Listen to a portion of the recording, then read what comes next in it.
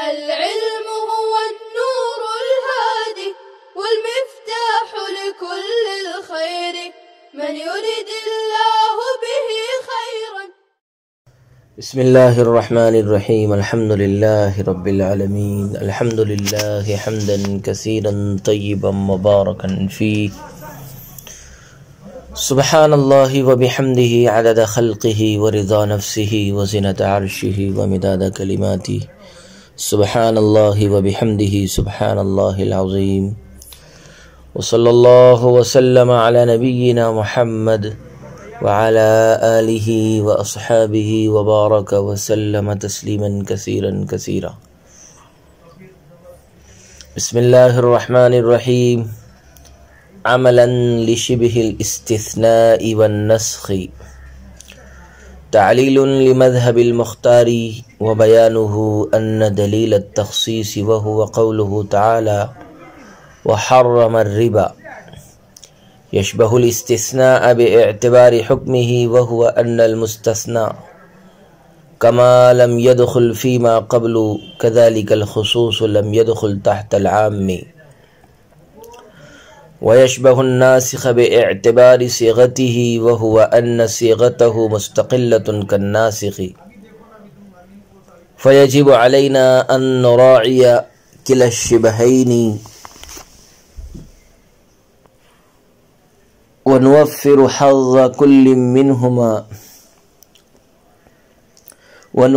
كل حظ منهما على تقدير كون الخصوص معلوما ومجهولا، لا أن نقتصر على الشبه الأول كما اقتصر عليه أهل المذهب الثاني، ولا أن نقتصر على الشبه الثاني كما اقتصر عليه أهل المذهب الثاني. فقلنا إذا كان دليل الخصوص معلوما فرعاية شبه الاستثناء تقتضي أن يبقى العام قطعيا على حاله، لأن المستثنى إذا كان معلوما كان المستثنى منه في الأفراد الباقية على حاله، ورعاية شبه الناسخ تقتضي ألا يصح الاحتجاج بالعام أصلا، لأن الناسخ مستقل وكل مستقل يقبل التعليل، وإن لم يقبل الناسخ بنفسه التعليل لئلا تلزم معارضة التعليل النص، وإذا قبل التعليل فلا يدري كم يخرج بالتعليل وكم بقي فيصير مجهولا، وجهالته تؤثر في جهالة العام. فلرعاية الشبهين جعلنا العام بين وبين، وقلنا لا يبقى قطعيا ولكن يصح التمسك به، وإذا كان دليل الخصوص مجهولا فينعكس المعلوم، يعني أن رعاية شبه الاستثناء تقتضي ألا يصح التمسك بالعام أصلا، لأن جهالة المستثنى تؤثر في جهالة المستثنى منه، والمجهول لا يفيد شيئا، ورعاية شبه الناسخ تقتضي أن يبقى العام قطعيا لأن الناسخ المجهول يسقط بنفسه. فلرعاية الشبهين جعلنا العام ها هنا أيضا بين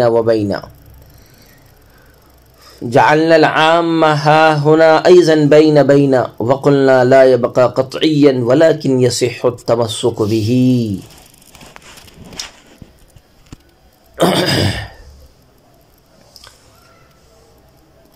تاکہ استثناء اور نسخ کی مشابہت پر عمل ہو جائے،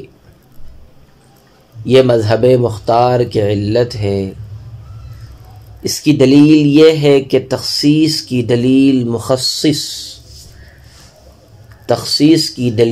یعنی مخصص، یعنی باری تعالیٰ کا قول وحرم الربا اپنے حکم کے اعتبار سے استثناء کے مشابہ ہے، اور وہ یہ ہے کہ جس طرح مستثنیٰ ما قبل میں داخل نہیں ہوتا اسی طرح مخصوص بھی عام کے تحت داخل نہیں ہوتا ہے،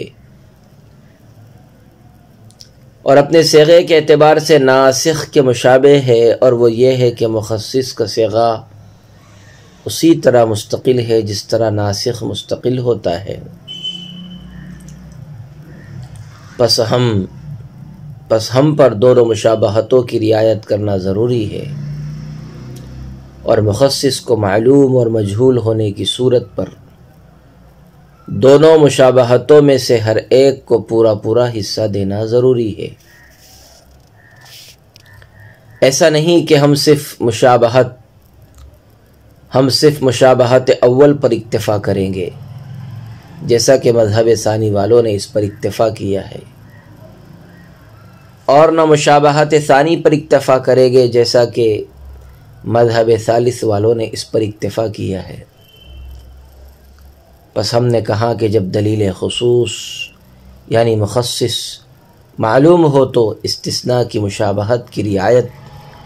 اس بات کا تقاضا کرتی ہے کہ عام اپنے حال پر قطعی باقی رہے، اس لیے کہ مستثنیٰ جب معلوم ہوتا ہے تو مستثنیٰ منہ افراد باقیہ میں علی حال ہی رہتا ہے، اور ناسخ کی مشابہت کی رعایت اس بات کا تقاضا کرتی ہے کہ عام سے استدلال کرنا بھی درست نہ ہو، اس لیے کہ ناسخ مستقل ہوتا ہے اور ہر مستقل تعلیل کو قبول کرتا ہے، اگرچہ ناسخ بنفسہ ہی قابل تعلیل نہیں ہے، تاکہ نص کے ساتھ تعلیل کا معارضہ لازم نہ آئے، اور جب ناسخ تعلیل کو قبول کرتا ہے تو معلوم نہیں کہ تعلیل کی وجہ سے کتنے افراد خارج ہوں گے اور کتنے باقی رہیں گے، پس مخصص مجہول ہو جائے گا اور اس کی جہالت عام کی جہالت میں مؤثر ہوگی۔ پس دونوں مشابہتوں کی رعایت کرتے ہوئے ہم نے عام کو بین کر دیا، اور ہم نے کہا ہے کہ عام قطعی تو نہیں رہے گا لیکن اس سے استدلال درست ہو جائے گا، اور جب دلیل خصوص یعنی مخصص مجہول ہو تو معلوم کے برعکس ہوگا، یعنی استثناء کے ساتھ مشابہت کی رعایت تقاضا کرتی ہے کہ عام سے بالکل استدلال کرنا درست نہ ہو، اس لیے کہ مستثنیٰ کی جہالت مؤثر ہوتی ہے، مستثنیٰ منہ کی جہالت میں، اور مجہول کسی چیز کا فائدہ نہیں دیتا ہے، اور ناسخ کے ساتھ مشابہت کی رعایت تقاضا کرتی ہے کہ عام قطعی باقی رہے، اس لیے کہ ناسخ مجہول خود ساقط ہو جاتا ہے۔ بس دونوں مشابہتوں کی رعایت کی وجہ سے ہم نے یہاں بھی عام کو بین کر دیا، اور ہم نے کہہ دیا کہ عام قطعی تو نہیں رہے گا لیکن اس سے استدلال کرنا صحیح ہوگا۔ پیارے بچوں، شارح رحمۃ اللہ علیہ کہتے ہیں کہ متن کی عبارت عملاً لشبہ الاستثناء والنسخ، مذہب اول جو ہمارے نزدیک مختار اور پسندیدہ ہے کی دلیل ہے۔ اس دلیل کا حاصل یہ ہے کہ دلیل خصوص یعنی مخصص، یعنی باری تعالیٰ کا قول حرم الربا اپنے حکم کے اعتبار سے استثناء کے مشابہ ہے، اپنے حکم کے اعتبار سے دلیل مخصص یعنی حرم الربا اپنے حکم کے اعتبار سے استثناء کے مشابہ ہے، اپنے حکم کے اعتبار سے استثناء کے مشابہ ہے، اور اپنے صیغے کے اعتبار سے ناسخ کے مشابہ ہے، صیغے کے اعتبار سے ناسخ کے مشابہ ہے۔ حکم کے اعتبار سے استثناء کے مشابہ اس لیے ہے کہ جس طرح مستثنیٰ اپنے صدر کلام یعنی مستثنیٰ منہ کے حکم میں داخل نہیں ہوتا ہے، جس طرح مستثنیٰ منہ کے حکم میں داخل نہیں ہوتا ہے،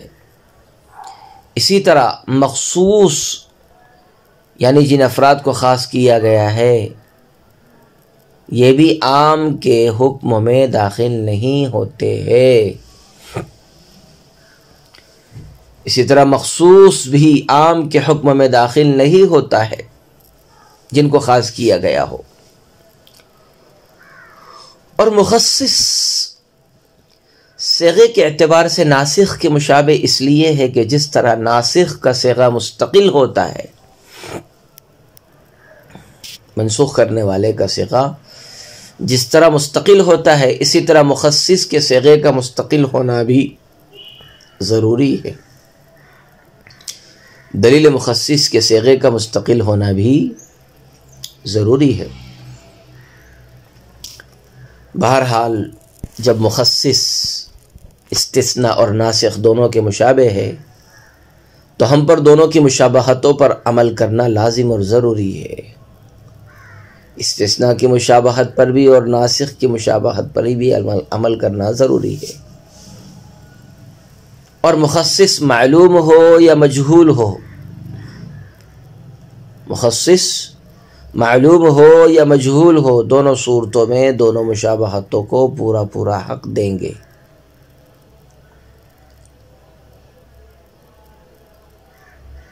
نہ تو صرف استثناء کی مشابہت پر اکتفا کریں گے، جیسا کہ مذہب ثانی والوں جو یہ کہتے ہیں کہ عام مخصوص منہ البعض قابل استدلال ہی نہیں رہتا ہے.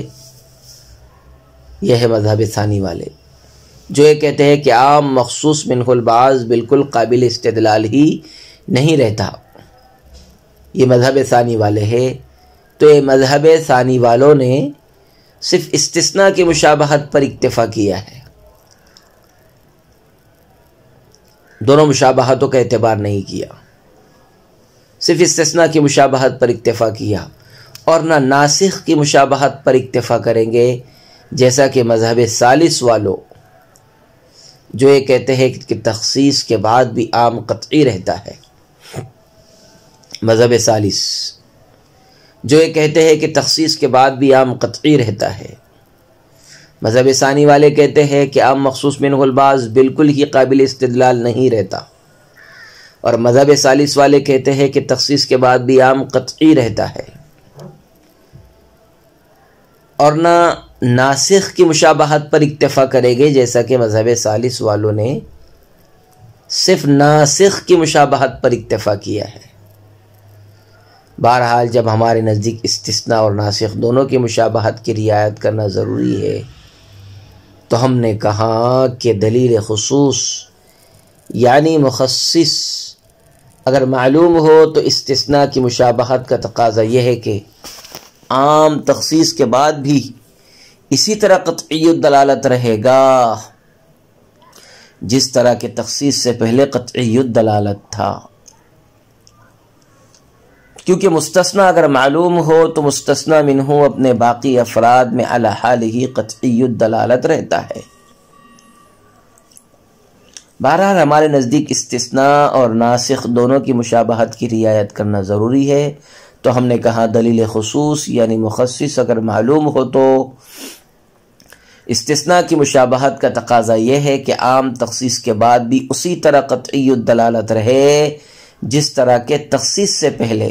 قطعی الدلالت تھا. کیونکہ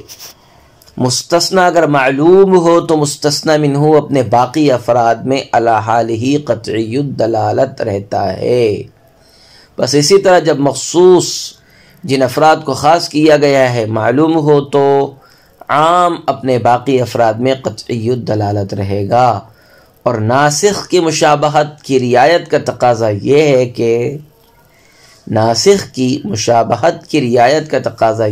کہ تخصیص کرنے کے بعد عام قابل استدلال ہی باقی نہ رہے. تخصیص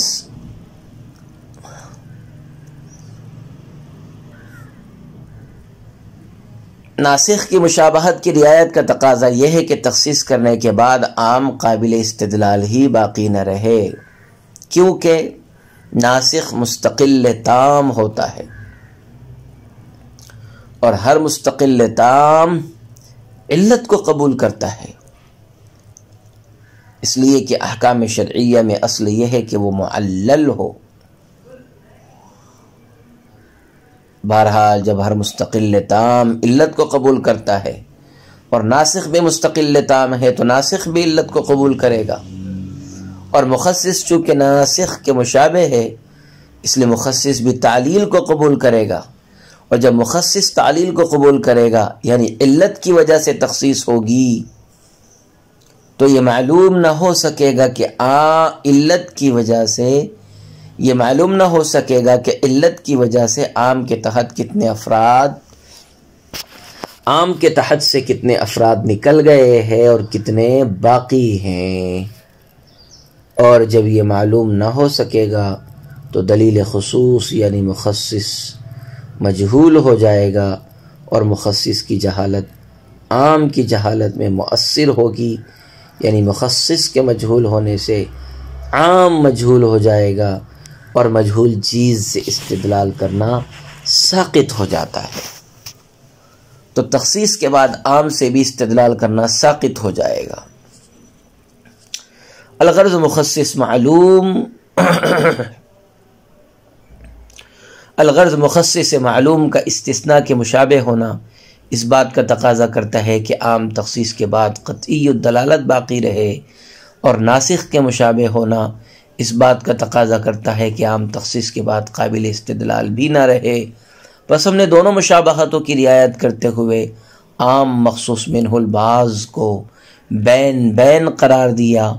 اور یہ کہا کہ تخصیص کے بعد عام قطعی الدلالت تو نہ رہے گا، البتہ اس کے ساتھ استدلال کرنا اور اس کو حجت میں پیش کرنا درست ہوگا، اور اس پر عمل کرنا واجب ہوگا۔ صاحب نور الانوار کہتے ہیں کہ ناسخ کا صیغہ چونکہ مستقل ہوتا ہے اس لیے وہ استقلال صیغہ کے اعتبار سے تعلیل کو قبول کرتا ہے۔ ناسخ کا صیغہ چونکہ مستقل ہوتا ہے اس لیے وہ استقلال صیغہ کے اعتبار سے تعلیل کو قبول کرتا ہے، لیکن اپنے حکم کے اعتبار سے تعلیل کو قبول نہیں کرتا۔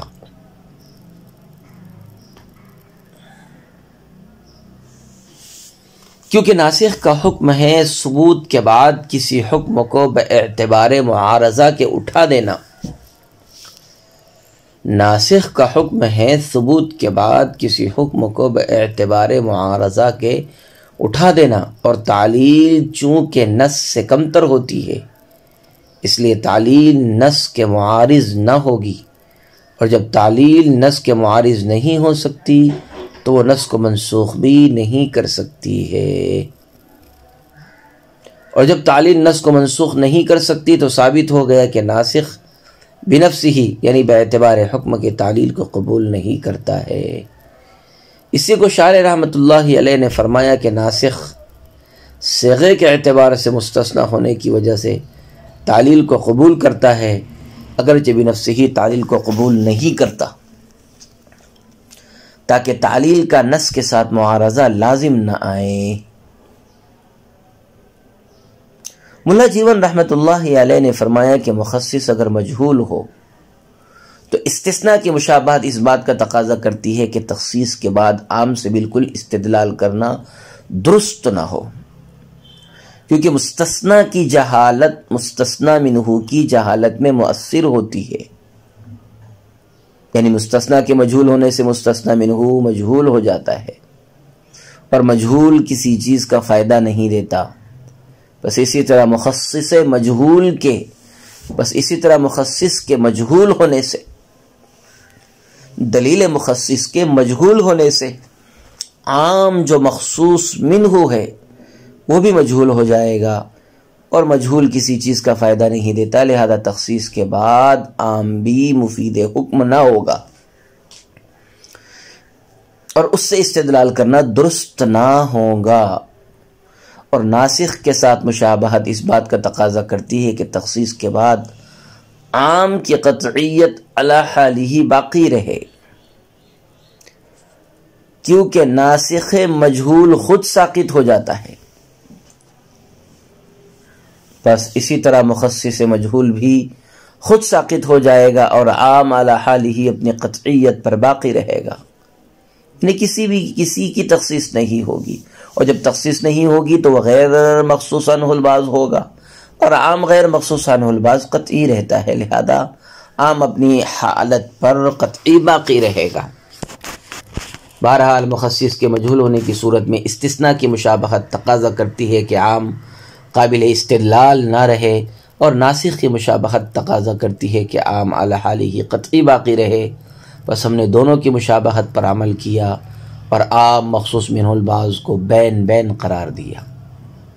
اور کہا کہ عام تخصیص کے بعد ظنی تو نہیں رہتا ہے، البتہ اس سے استدلال کرنا درست رہتا ہے۔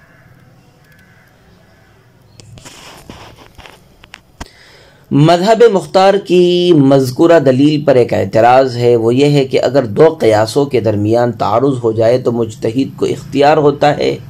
کہ وہ ان میں سے جس قیاس پر چاہے عمل کرے، دونوں پر عمل کرنا ضروری نہیں ہے۔ یہاں بھی قیاس علی الاستثناء اور قیاس علی النسخ کے درمیان تعارض موجود ہے، لہذا ان میں سے کسی ایک قیاس پر عمل کرنا مناسب ہے، جیسا کہ مذہب ثانی اور مذہب ثالث والوں نے ایک ایک قیاس پر عمل کیا ہے، دونوں پر عمل کرنا مناسب نہیں ہے، جیسا کہ ہم احناف عمل کرتے ہیں۔ اس کا جواب یہ ہے کہ یہ حکم اس قیاس میں ہے جو اصول ثلاثہ کتاب اللہ، سنت رسول اللہ، اجماع امت سے مستنبط ہو، نہ کہ قیاس شبہی میں جو حجت شرعیہ نہیں ہے۔ قیاس شرعی تو حجت ہے، قیاس شبہی حجت شرعیہ نہیں ہے۔ اور یہاں جو قیاس علی الاستثناء اور قیاس علی النسخ ہے، یہ قیاس شبہی ہے، نہ کہ وہ قیاس جو اصول ثلاثہ سے مستنبط ہو۔ وصلی اللہ وسلم علی نبینا محمد وعلی آلہ واصحابہ وبارک وسلم تسلیما کثیرا کثیرا۔ السلام عليكم. لا تنسوا الاعجاب بالفيديو والاشتراك في القناة تشجيعا لنا لنستمر بنشر المزيد إن شاء الله.